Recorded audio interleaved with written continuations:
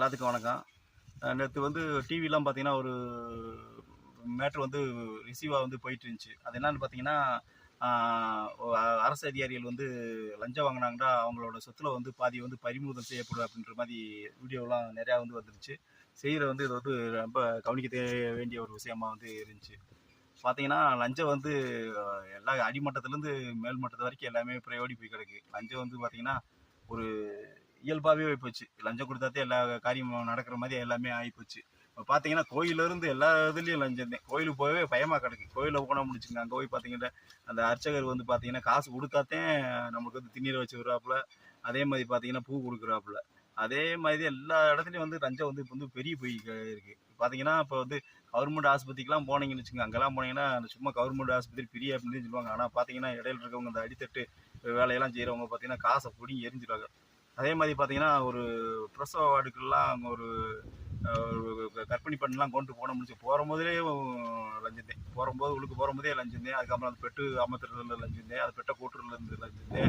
அதுக்கப்புறம் ஆம்பளை புள்ள வத்தாலும் லஞ்சந்தேன். பொம்பளை புள்ள வத்தாலும் லஞ்சந்தேன். அதை க்ளீன் பண்ணுறதுக்கு லஞ்சந்தேன். அதுக்கப்புறம் அவங்க படிக்காமல் அந்த அப்பா அம்மாவெல்லாம் அங்கெல்லாம் இருந்தாங்கன்னு வச்சுக்க, அப்பாவெல்லாம் அடிச்சு வத்திட்டுருவாங்க, அந்த பக்கம் போடா அப்படின்னு வத்திட்டுருவாங்க. அதே மாதிரி அம்மாவெல்லாம் அங்கே இருந்தாங்கன்னு வச்சுக்க, படிக்காதவங்க அவங்கள வந்து அந்த வார்டுக்கு போ, இந்த வார்டுல கையெழுத்து வா, அங்கிட்டு போய் கையெழுத்து வாங்கிட்டு வா, இங்கிட்டு போய் கையெழுத்து வாங்கிட்டு வாங்க அப்படின்ட்டு அவங்கள வந்து அலக்கோலப்படுத்தி, அவங்க நீ போலையா அப்படின்னா என்கிட்ட ஒரு 1000 ரூபாய் கொடு, நானே போய் கையெழுத்து வாங்கி வச்சிருக்கேன் அப்படின்ட்டு அந்த அளவுக்கு வந்து வாங்கி வச்சுருவாங்க. அதே மாதிரி உள்ளுக்கு போய் ஒரு யாராச்சும் ஒரு புதுசாக வந்து அந்த குழந்தைய வந்து பார்க்கணும் அப்படின்ட்டு போனோம்னு வச்சுங்க, பார்க்கணுமா எந்த வார்டு அப்படின்னா இப்பெல்லாம் போக முடியாது அப்படின்ட்டு அரட்டுவாங்க. அரட்டும் போதே நம்ம பயந்துருவோம். சரியா அப்படின்ட்டு ஒரு 100 ரூபாவோடய போய் பார்த்துட்டு வா அப்படின்ட்டு இந்த மாதிரி லஞ்சம் வந்து பயங்கரமான இதெல்லாம் அரசு ஆஸ்பத்திரிலாம் வந்து தெரியாமே வந்து ஓடிக்கிட்டு இருக்கு. லஞ்சம் வந்து பெரிய ஒரு இதாக வந்து ஓடிட்டு இருக்கு. இது இங்கே மட்டும் இல்லை, எல்லாத்துலேயும் வந்து லஞ்சம் தான். விவசாயத்துலேருந்து எல்லாத்துலேருந்தே லஞ்சம். அதாவது விவசாயி ஒருத்தன் மட்டும்தான் அவன் வந்து பொருளை வந்து உண்டாக்குறியான், உண்டாகி போய் வந்து கொண்டு போய் கொடுக்குறியான். ஆனால் வந்து இடையில இருக்கிற இடைத்தரகர் வந்து அதுலேயும் வந்து ஒரு கமிஷனை பேசி ஆட்டையை போட்டு இந்த மாதிரி போயிட்டான். என்னன்னா அவன் வந்து என்ன சரி எந்த முதலீடும் இல்லாமல் வந்து பார்த்தீங்கன்னா பொருளை வந்து விற்று கொடுக்குறவங்களுக்கு கொடுத்து 100க்கு 10 ரூபாண்டு, 1000 ரூபாய்க்கு 100 ரூபாண்டு, 10,000 ரூபாய்க்கு 1000 ரூபா அப்படின்ட்டு இடையில அடிச்சுட்டு போயிட்டா. அதேமாதிரி வாங்க வர வேண்டிய ஒரு கமிஷனை பேசி ஆட்டையை போட்டு அவங்களுக்குள்ள 2 பேரும் டீல் ஆகி நல்லபடியாக முடிச்சுட்டு போகிறாங்க. ஆனால் வந்து கஷ்டப்படுறது வந்து கடைசி வரைக்கும் இந்த விவசாயி தான் வந்து கஷ்டப்பட்டுக்கிட்டு இருக்காங்க.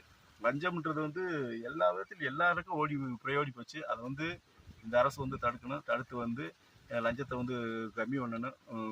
லஞ்சம் வந்து பெருகிறதோட கொஞ்சம் கம்மியாக கொஞ்சம் கொஞ்சமாக கம்மி பண்ணிட்டு வந்தால் நல்லாயிருக்கும். அதே மாதிரி விவசாயத்துக்கான ஒரு மாற்றங்களை வந்து இந்த அரசு வந்து ஏற்படுத்தணும். விவசாயி தான் இந்த நாட்டோட முதுகெலும்புன்றாங்க. அதுக்கேற்றபடி இந்த அரசு வந்து விவசாயிகளுக்கு பல நன்மைகளை செய்ய வேண்டும் என்று இந்த வீடியோ மூலம் நான் வந்து பதிவு செய்கிறேன். நன்றி, வணக்கம்.